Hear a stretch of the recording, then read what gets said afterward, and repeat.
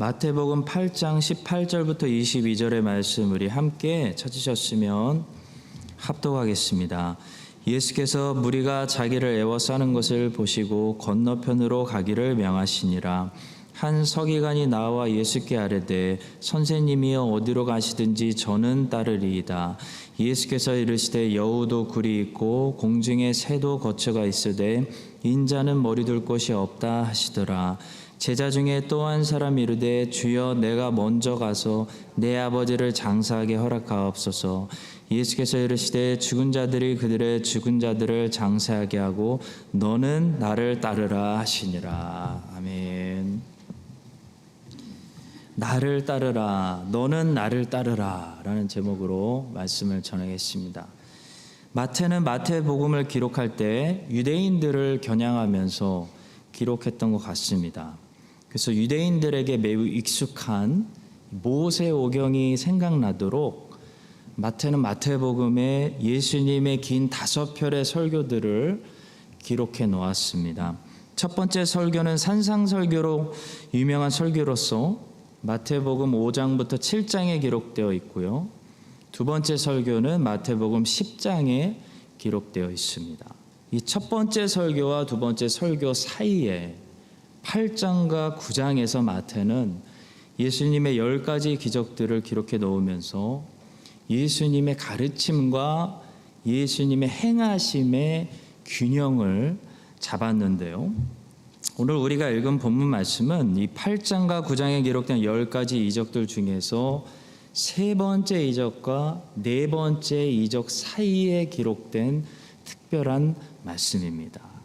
따라서 오늘 본문의 말씀은 10가지 이적에 관한 말씀이 아니고 예수님을 따라가는 제자의 삶은 어떤 삶이어야 하는지 가르쳐주는 말씀입니다. 우리가 뉴질랜드로 이민 오려면 뉴질랜드라는 나라가 이민 조건을 어떤 것을 요구하는지를 알아야 이민을 올 수 있습니다. 마찬가지로 예수님을 따라가는 제자가 되려면 예수님께서 요구하시는 제자의 조건들이 무엇인지 알아야 예수님을 따라갈 수 있습니다. 오늘은 그런 차원에서 예수님을 따라가는 제자가 되려면 어떤 삶을 살아야 하는지, 하나님께서 어떤 삶을 요구하시는지 본문을 묵상하도록 하겠습니다. 먼저 첫 번째 큰 대지는 예수님을 따라가려면 각오해야 될 세 가지에 관한 것들인데요. 먼저 첫 번째는 수고를 각오해야 한다는 사실입니다. 수고를 각오하지 않는 사람은 아무도 예수님의 제자가 될 수 없습니다. 예수님의 제자는 굉장히 수고스러운 삶을 살아야 됩니다. 예수님을 따라가다 보면 항상 수고롭게 일하게 됩니다. 룻이 부지런히 보아스의 밭에 나가서 땡볕 밑에서 하루 종일 허리를 굽혀 이삭을 줍는 일을 했던 것처럼 예수님의 제자들은 하나님의 밭에 나가서 하루 종일 일평생 허리 굽혀 땀 흘려 일해야 되는 그런 수고로운 삶을 사는 것이지, 물론 가끔 이 룻이 쉬었던 것처럼 달콤한 쉼을 주시죠. 그렇지만 전체적으로 보면 수고로운 삶을 사는 것이지 예수의 제자가 논다거나 게으르다거나 편안한 삶을 산다는 것은, 나태하다는 것은 상상할 수 없는 일입니다. 18절에 보시면 예수께서 무리가 자기를 애워싸는 것을 보시고 건너편을 가기를 명하시니라 라고 말씀합니다. 예수님이 지금은 이쪽에 눈앞에 계시기 때문에 무리는 예수님께 열광하고 예수님을 애워쌌지만 보십시오. 과연 이 무리 안에서 얼마나 많은 사람들이 예수께서 디베라 바닷가 맞은편으로 건너가셨을 때 그 예수님을 따라가기 위해서 바닷가 맞은편까지 따라가는 수고를 감당할까요? 아마 많은 사람들이 그 수고를 감당하기 싫어서 집으로 돌아갔을 것입니다. 오늘도 마찬가지입니다. 예수님을 따라간다는 것은 때로는 저 디베라 바닷가 맞은편까지 함께 건너가야 되는 수고를 감당한다는 것을 말씀합니다. 그 말은 곧 배를 구해야 되고 배를 구하는 과정 속에 비싼 돈도 지불해야 될지도 모르고 배를 구하지 못하면 거기서 주저앉아서 나는 최선을 다했어 라고 스스로 위로하는 것이 아니고 육지를 돌아가는 수고를 감당해서라도 예수님을 따라가는 것, 그것이 예수님을 따라가는 수고하는 삶이지. 예수님이 가시네? 그럼 어쩔 수 없지 뭐. 내가 저기는 못 따라가지. 하나님 아시잖아요. 저는 최선을 다했어요. 내가 어떻게 저걸 감당합니까? 라고 말하는 것은 예수님을 좋아하지만 예수님을 따라가기 위해서 수고는 감당하지 않으려는 생각입니다. 성도 여러분, 예수님을 좋아하는 것과 예수님을 따라가는 것은 다릅니다. 제자는 어떤 사람일까요? 예수님을 따라가는 사람이 제자입니다. 무리도 예수님을 좋아합니다. 그러나 예수님을 따라가지는 않습니다. 왜냐하면 예수님을 따라가려면 저 바다 반대편까지 가는 시간적인 희생, 경제적인 헌신, 자기 삶을 일정이 다 있었을 거 아니에요. 이 사람들도 그걸 내려놓는 헌신 등등 여러 가지 수고를 감당해야 되기 때문입니다. 안 따라가는 거예요. 아무나 따라가는 게 아닙니다. 많은 사람들이 예수님 보고 와달라고 요청만 하지 자기는 움직이거나 수고하거나 희생할 생각은 하지 않으면서 예수님을 따라가지 않기 때문에 제자가 아니라 그저 무리가 되는 거죠. 무리. 성도 여러분, 아무 수고하지 않고 은혜 주세요 라고 하는 사람들은 무리일 가능성이 큽니다. 제자가 아닐 가능성이 큽니다.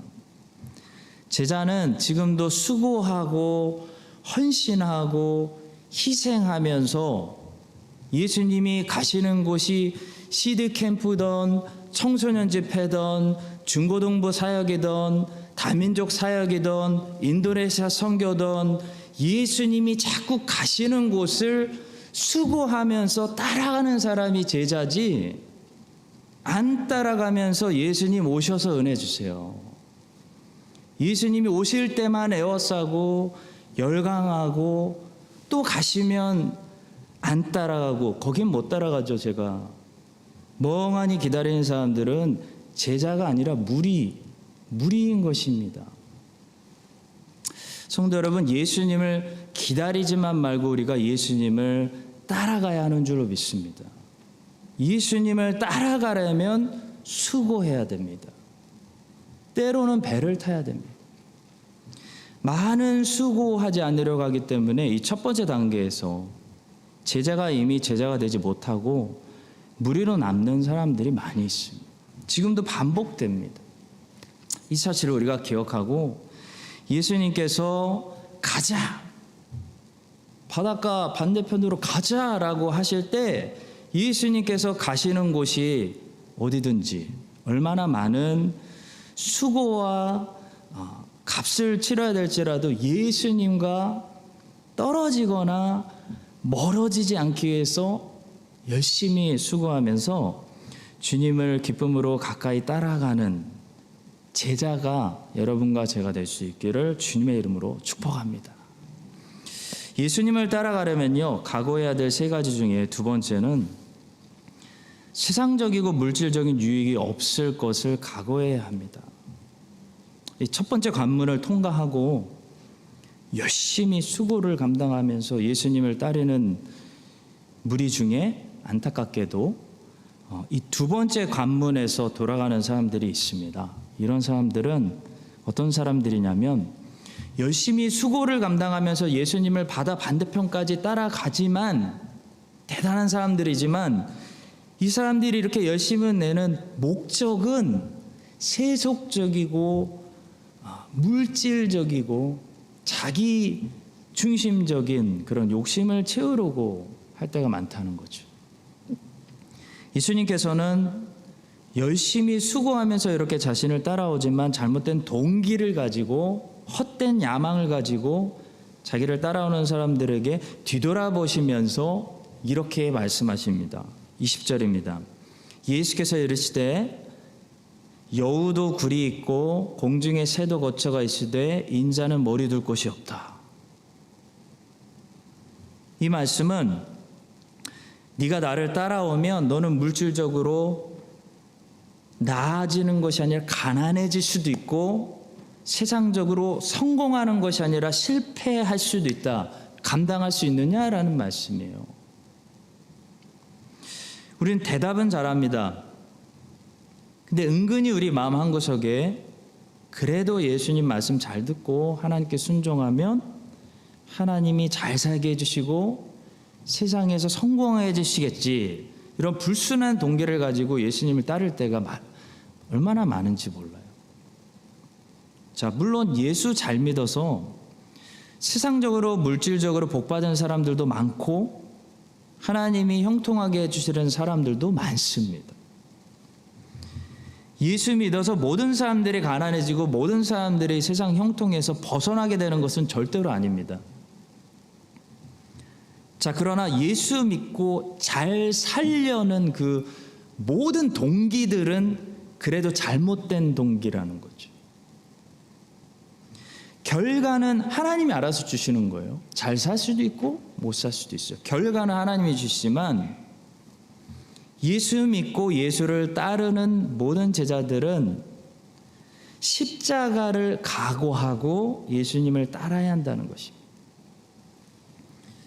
모든 제자들이 순교당하는 것은 아닙니다. 근데 모든 제자들은 순교당할 각오로 예수님을 따라야 한다는 것은 분명하다는 거예요. 그게 주님의 말씀이에요. 마치 군대에 간다고 모든 남자들의 인생이 불행해지는 것은 아닙니다.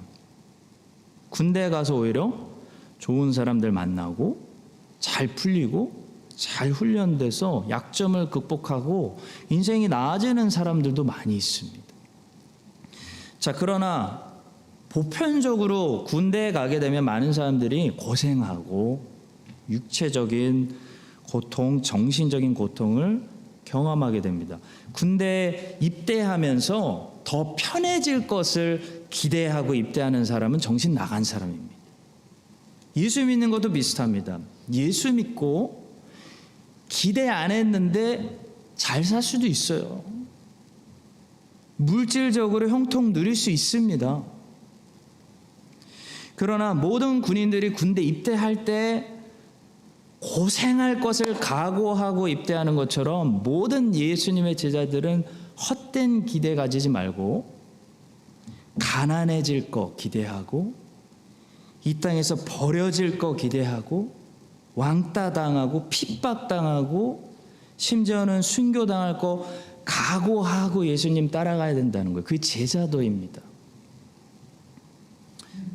군대 입대하는 군인들은 적어도 헛된 기대를 하고 이제 편안하게 2년 동안 잘 살아보자 헛된 기대하고 입대하는 사람은 없는 것 같습니다. 근데 어찌된 일인지 예수님의 제자에 입문하려는 사람들은 헛된 기대를 가지고 잘못된 야망을 품고 유명해지려고 잘 살려고 세상에서 부귀영화 누리려고 입문하는 사람들이 아직도 많이 있는 것 같아요.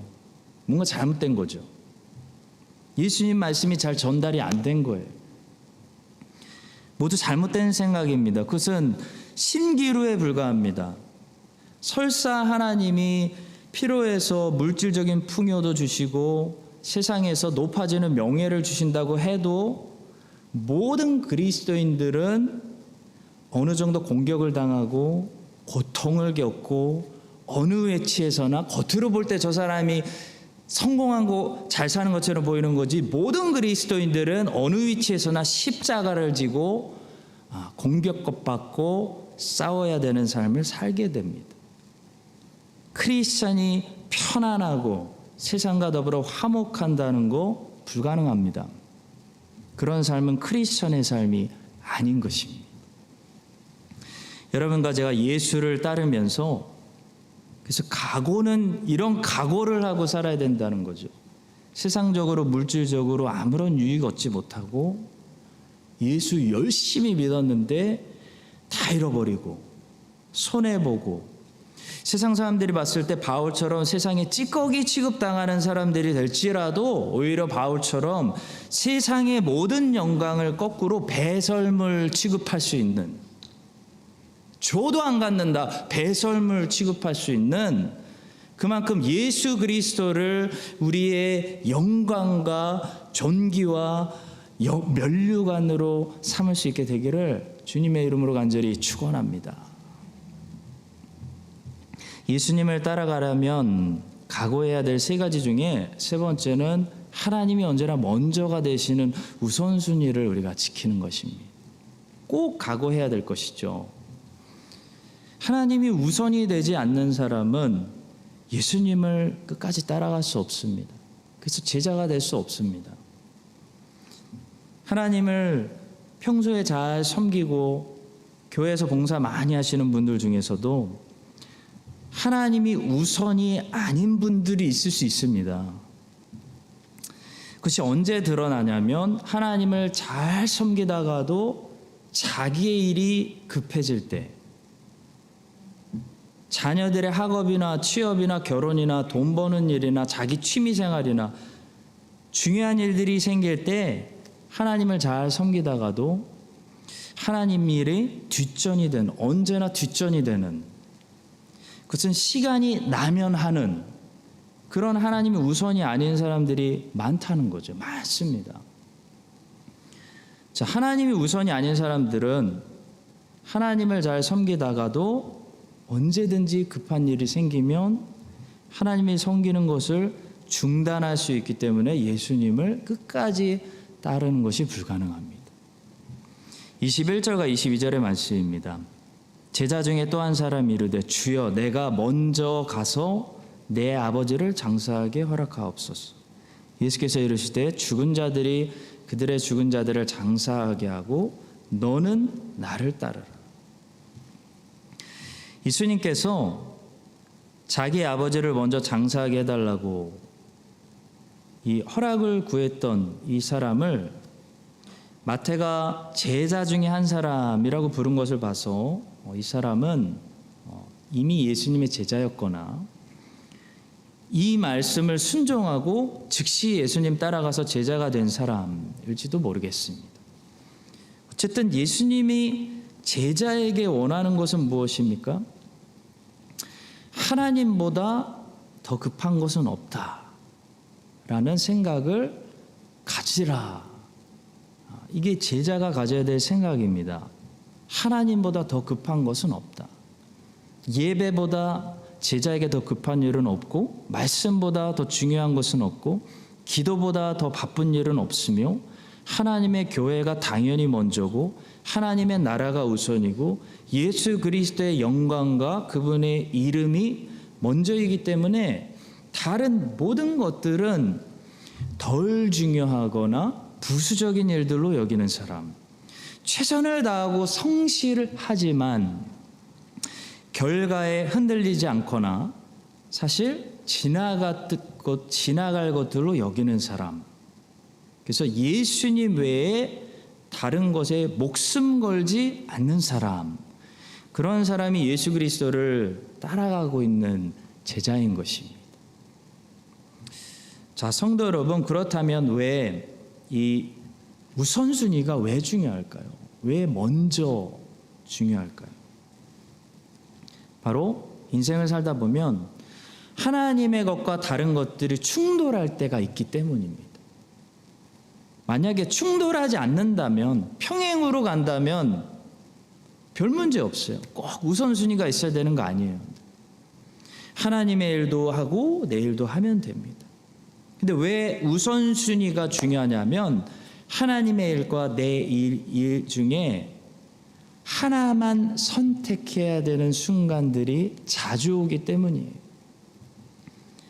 하나를 붙잡고 하나를 버려야 할 때가 온다는 거예요. 내버려 던져야 돼요. 정말로 포기해 버려야 될 때가 오기 때문이에요. 자, 그때 둘 다 할 수 있을 때는 내가 진짜 제자인지 몰라요. 제자인 것 같아요. 하나님 일 하고 내 일 할 거니까. 근데 진짜 내 일을 집어 던져버려야 될 때 내가 제자인지 아닌지 아는 거예요. 그때 하나님이 나에게 우선이 아니고 하나님의 사역이 나에게 먼저가 아닌 사람들은 어떻게 합니까? 그동안 하나님을 잘 섬겼었는데 하나님의 것과 내 것이 충돌할 때 내 것을 포기하지 못하는 거예요. 하나님을 포기해요. 예수를 그만 따라갑니다. 그런 사람이 되기 때문에 예수님 말씀하시는 거예요. 예수님의 제자가 되려면 너는 우선순위가 분명해야 된다. 언제라도 다 버릴 수 있어야 돼. 나보다 더 사랑하는 것이 있으면 안 돼.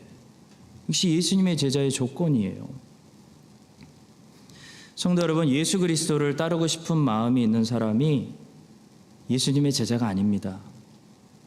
오늘 본문에 나오는 무리들, 서기관, 또 자기 아버지를 먼저 장사 지내도록 허락해 달라고 하는 이 사람들 전부 어떤 마음을 가지고 있냐면 예수님을 따르고 싶은 마음을 가지고 있어요.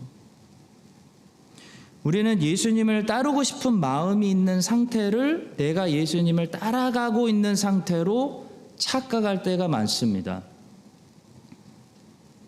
이 사람들처럼 예수님을 좋아하고 예수님을 따라가고 싶은 마음이 있어도 예수님을 따라가지 않을 수 있다는 사실을 이 본문에 나오는 사람들이 우리에게 보여주는 거예요. 그렇다면 누가 그리스도를 지금 따라가고 있는 사람일까요? 누가 하나님 보시기에 그리스도를 따라가고 있는 제자일까요? 마음이 있는 사람이 그리스도를 따라가고 있는 제자가 아니라 십자가가 있는 사람이 그리스도를 현재 따르고 있는 제자인 것이에요. 마음이 증거가 아니라 십자가가 제자의 증거예요. 마음은 아마 크라이스트처치 한인장로교회에 등록하셔서 예배 오시는 모든 분들이 마음은 있어요. 마음이 있으니까 주일에 그렇게 많이 모이겠죠. 근데 마음이 있는 게 제자의 증거가 아니라고요. 마음이 있다고 내가 예수님 따라가는 거 아니에요. 십자가가 있어야 예수님 따라가고 있는 겁니다. 수고라는 십자가가 있고 희생이라는 십자가, 내 것을 뒤로 하고 손해보고 포기하고 먼저 주의 일을 하고 있는 그 십자가, 이런 십자가가 내가 예수를 따라가고 있다는 증거지, 십자가는 없는데 말만 하는 사람, 고백만 하는 사람, 마음만 있는 사람 나 예수님 너무 좋아, 나 예수님 너무 사랑해요, 아직 제자가 아니라는 거예요. 그래서 우리 주님께서 제자도에 대해서 그렇게 짧게 정리하셨습니다. 마태복음 16장 24절이죠. 이에 예수께서 제자들에게 이르시되 누구든지 나를 따라오려거든 자기를 부인하고 자기 십자가를 지고 나를 따를 것이니라. 정말 감사하게도 그 와중에 우리 교회는 항상 십자가를 지고 계신 분들이 있어요. 그분들이 예수님의 제자예요. 주님을 위해서 시간을 내어드리고 몸을 내어드리고 땀을 흘리고 헌신을 내어드리고,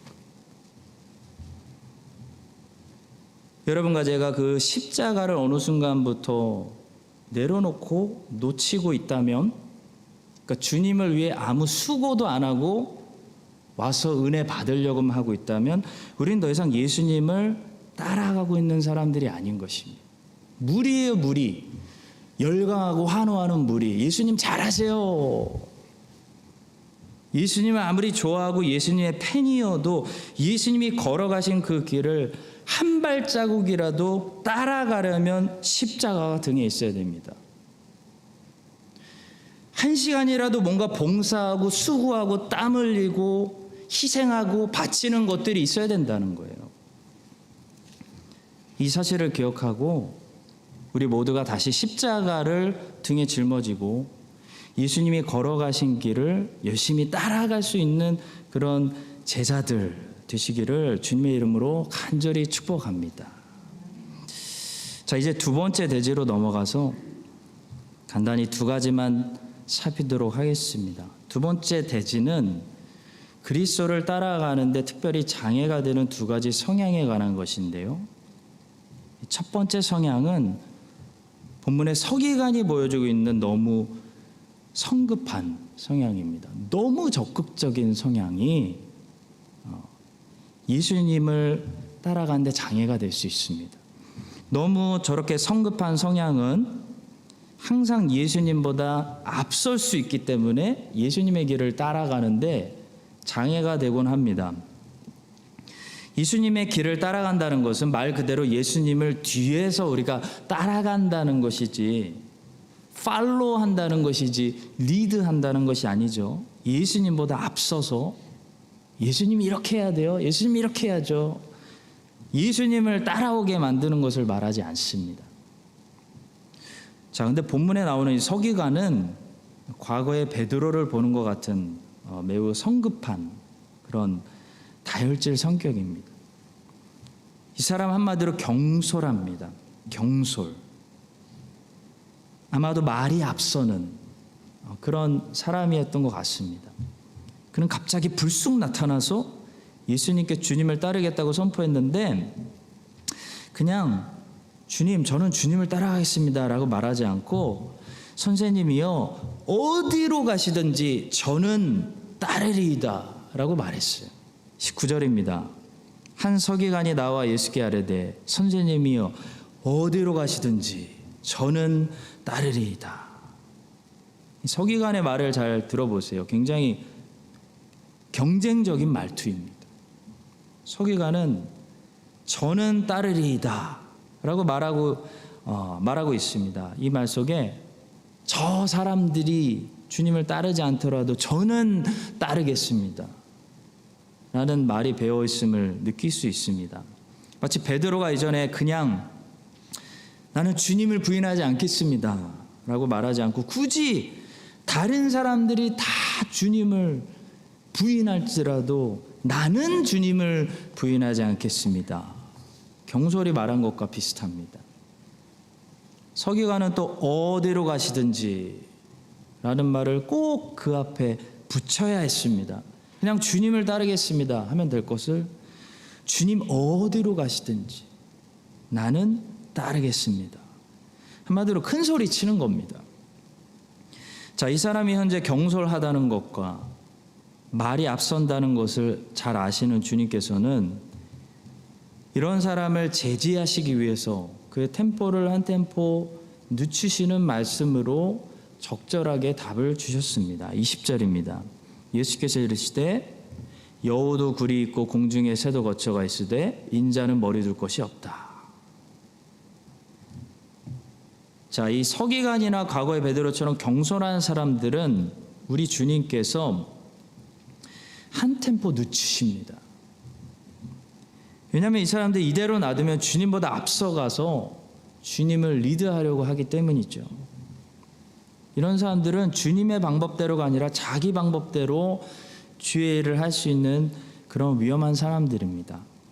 의외로 교회에 항상 문제가 되는 사람들은 나쁜 사람들이 아니고 자기 열정이 강하고 자기 확신이 강하고 주님보다 템포가 빠른 사람들입니다. 우리는 베드로가 주님을 위해서 항상 무슨 일을 하려다가 주님의 일을 거의 망칠 뻔했다는 사실, 사탄이라는 소리 들었다는 사실을 잊지 말아야 됩니다. 혹시 여러분과 제 안에도 너무 급한 성향이 있어서 우리를 경솔하게 만들고 말이 언제나 앞서게 만들고 말이 과장되게 만들고 내 방법을 쓰게 만들고 주님보다 앞서가게 만든다면 예수님을 따라가는데 장애가 되는 이런 우리의 지나치게 적극적인 성향들을 주님께서 절제시켜 주시기를 간절히 바라고 소망합니다. 마지막으로 그리스도를 따라가는데 또 장애가 되는 이 두 번째 성향은 본문의 두 번째 사람이 보여주고 있는 너무 소극적인 성향입니다. 너무 적극적인 성향도 장애가 되는데 반대로 너무 소극적인 성향도 주님을 따라가는데 장애가 될 수 있습니다. 아니면 양쪽 성향을 우리가 순간순간 다 가지고 있을 수도 있습니다. 본문에 나오는 두 번째 사람처럼 지금 즉시 그리스도를 따르지 못하고 이런저런 일들 때문에 계속 생각하고 고민하고 머뭇머뭇거리는 사람들이 있어요. 우리 안에도 그런 성향들이 있습니다. 자, 이런 성향이 때로는 주님을 따라가는데 장애가 될 때가 얼마나 많은지요. 자, 이런 제자는 실천의 속도가 느리기 때문에 오늘 완수해야 될 일을 내일로 미루다가 일을 망칠 수가 있습니다. 이 다윗이 압살롬을 피해서 도망갔다가 다시 돌아왔을 때 다윗을 향해서 반역을 일으키는 사람들 중에 세바라는 사람이 있었습니다. 이 세바의 반역을 이제 진압하기 위해서 다윗은 압살롬을 죽인 말 안 듣는 요압을 대신해서 아마사라는 새로운 군대 장관을 임명했습니다. 이 아마사라는 사람은 다윗에게 충성된 그런 훌륭한 사람이었는데요. 다윗이 아마사에게 명령을 줬는데 이 명령을 속전속결로 해결하지 않고 지체시키다가 결국 더 재빠른 요압에게 본인도 살해당하고 왕이 시킨 일도 빼앗기는 그런 최후를 맞이하게 되었습니다. 아주 중요한 교훈이 있습니다.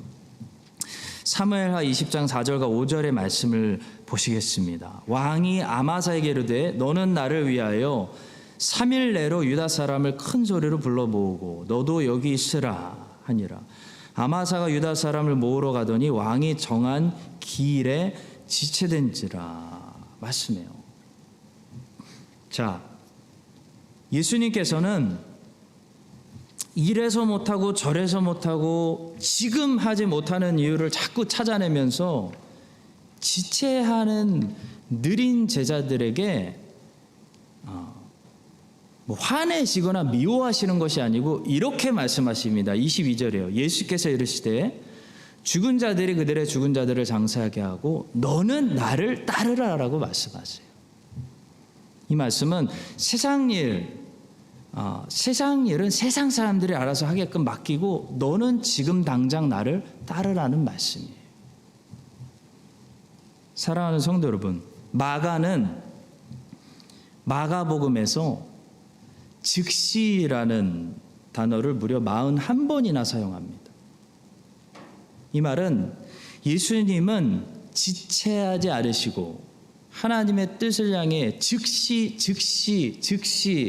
순종하시는 종이었다 사실을 우리에게 말해주기 위함입니다.